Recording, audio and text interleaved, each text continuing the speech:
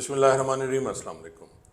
नाज़रीन, जब मैंने सर्विस शुरू की और उसके बाद सब इंस्पेक्टर प्रमोट हुआ तो उसके साथ साथ हम लोगों ने एक अच्छे पुलिस अफसरान के साथ काम किया और मेरे जो एक एसएचओ थे तुफैल भट्टो साहब, वो कमाल एसएचओ थे जी। लियाकतपुर में मुझे उनके महतात काम करने का मौका मिला। अब तुफैल भट्टो साहब ये किया करते थे कि हर हफ्ते को वो मीटिंग बुलाते और मीटिंग में वो जो चार्ट रखा करते थे मुकाबलतन फिगर्स का। अब मैं दोस्तों आपको बताता चलूँ कि मुकाबलतन फिगर क्या होते हैं, तो मैं आपको इस तरह थोड़ा सा समझा दूं कि हर साल जो क्राइम होते हैं, मसलन पिछले साल 2024 में जो क्राइम हुए माह मई में, वो क्या थे और इस दफ़ा जो 25 में हो रहे हैं वो क्या हैं। मसलन हेड हैं इसके, मैं थोड़ा सा आपको ये भी समझा देता हूँ कि पहले क्राइम अगेंस्ट पर्सन है, क्राइम अगेंस्ट प्रॉपर्टी है, फिर आपकी कारगुजारी है, फिर कार्रवाई इंसदादी है। अब क्राइम अगेंस्ट पर्सन में अगर आते हैं तो ऊपर कत्ल आएगा, फिर इक़दाम कत्ल आएगा, फिर ज़रर आएगा। ये वो केसेस हैं जो किसी इंसान के बरखिलाफ़ हैं। फिर आ जाएगा क्राइम अगेंस्ट प्रॉपर्टी, उसमें मेन मैं आपको बता देता हूँ कि उसमें चोरी होगा, फिर आप नगबजनी होगी, फिर उसके बाद जी होगी जी डकैती होगी, फिर उसके बाद बर्गलरी होगी। यानी ये सारी चीज़ें उसमें हैं कि जी ये शामिल होंगी कि पिछले साल कितनी हुई है, इस साल कितनी हो रही हैं।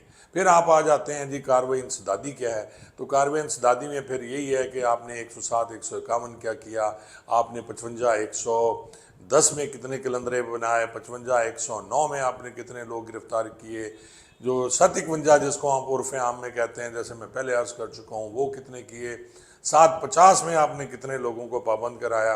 ये सारी कार्रवाई इंसदादी है। फिर इसके बाद आ जाएं कि जी आपको आपकी जो कारगुजारी है उसके आपने कितने पर्चे दिए। अब कारगुजारी में जो नाजरीन आता है वो ये है कि मंशियात के आपने कितने पर्चे दिए, फिर आ जाएगा असले के आपने कितने पर्चे दिए, फिर 411 की आपने कितनी कार्रवाई की। 411 ये है कि अगर चोरी होती है, यानी 380 हो गई, 379 हो गई, 392 हो गई, उसमें आपकी जो रिकवरी होगी वो 411 की होगी जी। कुछ ऐसे मुकदमात भी पुलिस वाले दर्ज करते हैं कि अपने इलाके में चोरी नहीं हुई, ये चोरी या डकैती किसी और के इलाके में हुई, लेकिन चोर या डाकू आपने पकड़ लिया, तो फिर उस पर आपने 411 का पर्चा दे के उसे चलान किया। तो जब रिकवरी बढ़ती है, मसलन आपका जो थेफ्ट है आपकी हुई है 2 लाख की या 5 लाख की हुई है और 411 में आपने 10 लाख रिकवर कर लिया, तो आपकी बले बले हो जाती है, आपके फिगर्स ऊपर चले जाते हैं। तो ये सारी चीज़ें मैंने सीखी कि वो एक चार्ट बना के रख लिया करते थे और चार्ट बनाने के बाद हम ये देखा करते थे कि इस हफ्ते हमने क्या क्या काम करना है, किसके फिगर्स नहीं है। फिर एप्लीकेशन जो हम देखा करते थे, किसके पास कौन सी एप्लीकेशनें हैं जो पेंडिंग हैं और किस अफसर की एप्लीकेशन पेंडिंग है। मसलन चीफ मिनिस्टर की एप्लीकेशन तो बहुत कम होती थी, डीएजी की एप्लीकेशन होती थी या एसएसपी की एप्लीकेशन होती थी या फिर डीएसपी की एप्लीकेशन।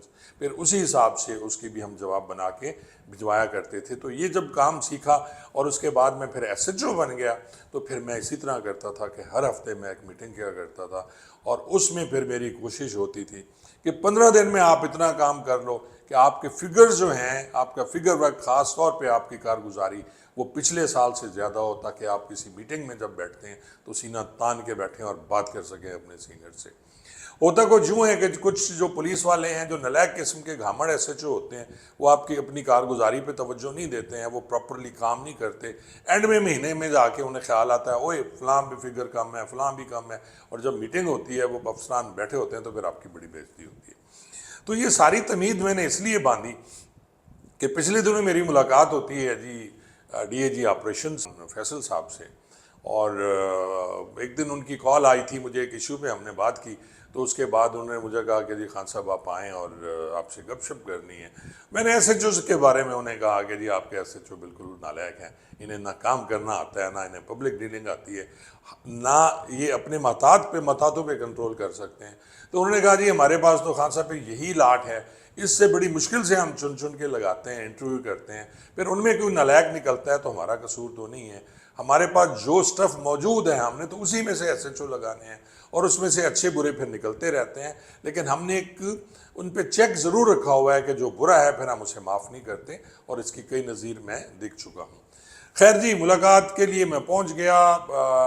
डीएज साहब मेरा इंतज़ार करते रहे। मैं थोड़ा लेट हो गया 12 बजे से, और फिर ये मीटिंग में चले गए। मैं वहाँ जाके, मुझे इन्होंने कह दिया था अपने स्टाफ से, उनके रूम में बिठा दिया। बड़ा शानदार रूम मैंने देखा जी, डीआईजी साहब ऑपरेशंस का जो नया ऑफिस बना है।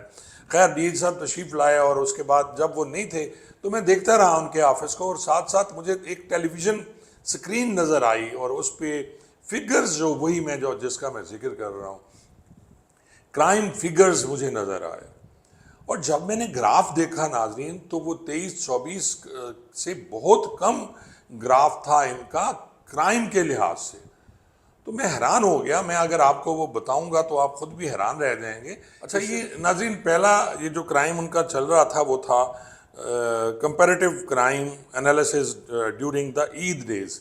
ईद डेज का उन्होंने कुछ बनाया हुआ था, और आप ये देख लें कि टोटल क्राइम जो उन्होंने बताया था वो 617 2023 में था, 274 था 2024 में, और 206 था जी 2025 में, यानी क्राइम कम हुआ। अब इसमें आ जाए रॉबरी कम मर्डर में जी, तो रॉबरी कम मर्डर में जी 2023 में एक हुई, 24 में कोई नहीं हुई, 25 में कोई नहीं हुई।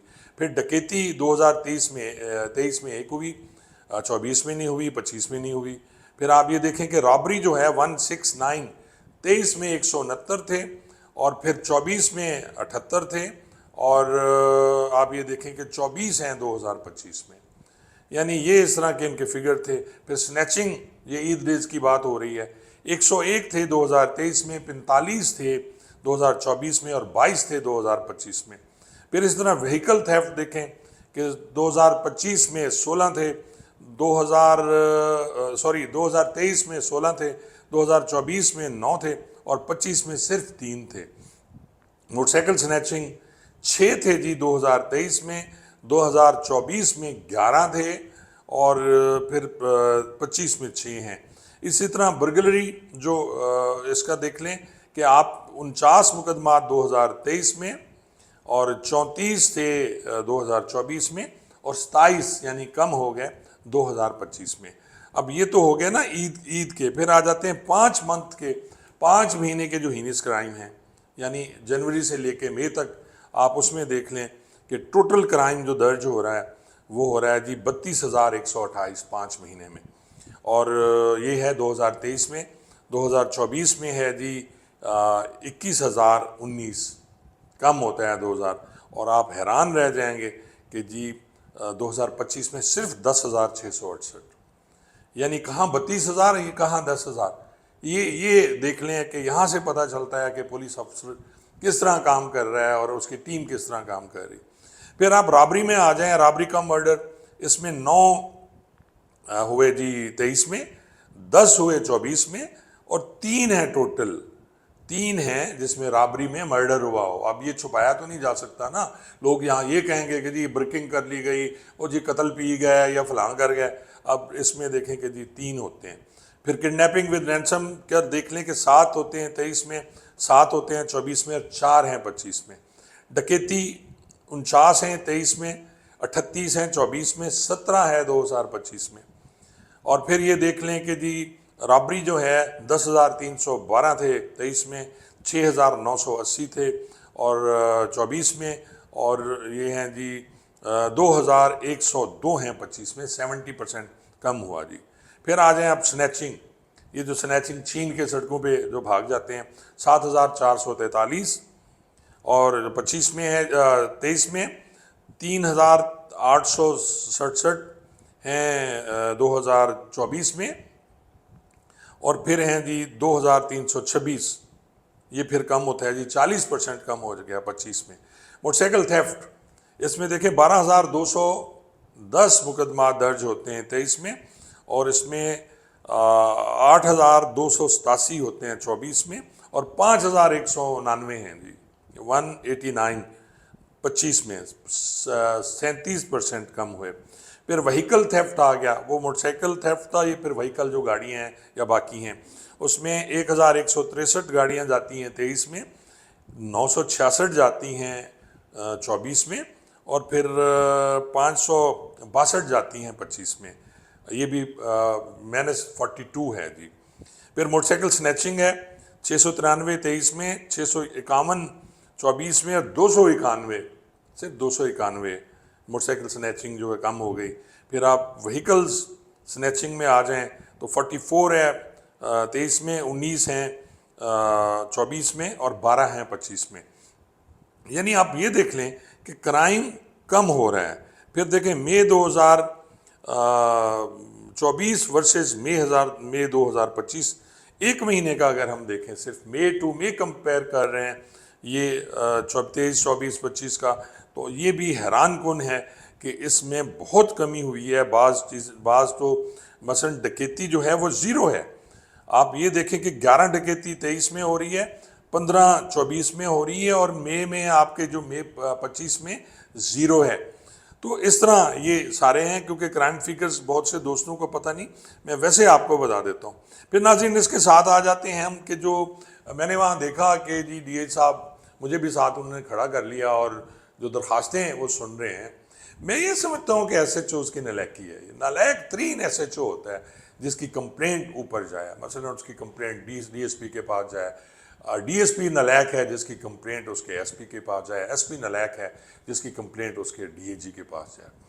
यानी इसका मतलब है आप संभाल नहीं सकते, आपकी पब्लिक डीलिंग पुअर है। और मैंने वहाँ रश देखा, AC चल रहा है, वहाँ बैठे हुए हैं, लेकिन सबसे अच्छी बात ये थी कि वहाँ जूम पे उन्होंने SHOs को बुलाया हुआ था और टाइम दिए जा रहे थे, साथ साथ सुन भी रहे थे।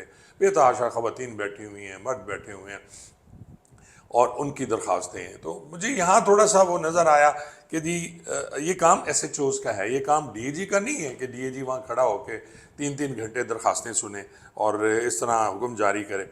अब ये कहते हैं जी ओपन कचहरी को इसका नाम लेते हैं, तो ये टोटल कंप्लेनेंट, ये कंप्लेनेंट में 24/4/24 से, यानी 24/4/2024 से 11/4/2025 तक हैं। मैं मुख्तसर आपको बता देता हूँ कि ओपन कचहरी में जो कंप्लेंट्स आई वो 5323 आई हैं और उसमें रिज़ॉल्व कर दी गई 5112 और 211 इसमें बच गई। FIR 795 पे दर्ज हुई और फीडबैक इसका 5002, ये आपके लिए नहीं है। फिर इसी तरह हैं 1787 की दरखास्तें जो IG साहब की तरफ से आती हैं, वो भी 4527 हैं और 4379 ये कहते हैं जी रिज़ॉल्व कर दी गई और अभी जो इन प्रोसेस हैं वो 148 हैं। बाकी इनकी परसेंटेज निकली हुई है। फिर ये जो बाकी प्राइम मिनिस्टर की आती हैं PMDU 32 दरखास्तें आई, 32 वो कहते हैं हमने रिज़ॉल्व कर दी। फिर CMS CCPO की तरफ से जो दरखास्तें आती हैं वो 494 दरखास्तें आई और 465 इन्होंने रिज़ॉल्व कर दी। और फिर इसी तरह BP OPC है और टोटल जो है वो 11,481 दरखास्तें आई। 11,006 दरखास्तें जो हैं वो रिज़ॉल्व कर दी गई और 475 दरखास्तें इसमें जो अभी पेंडिंग है।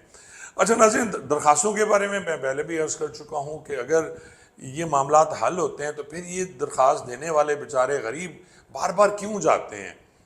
अगर इनको प्रॉपर तरीके से SHO सुने, प्रॉपर तरीके से DSP सुने, फिर तो DAG साहब के पास जाने की ज़रूरत ही नहीं ना, लेकिन DAG के पास जाया जाता है।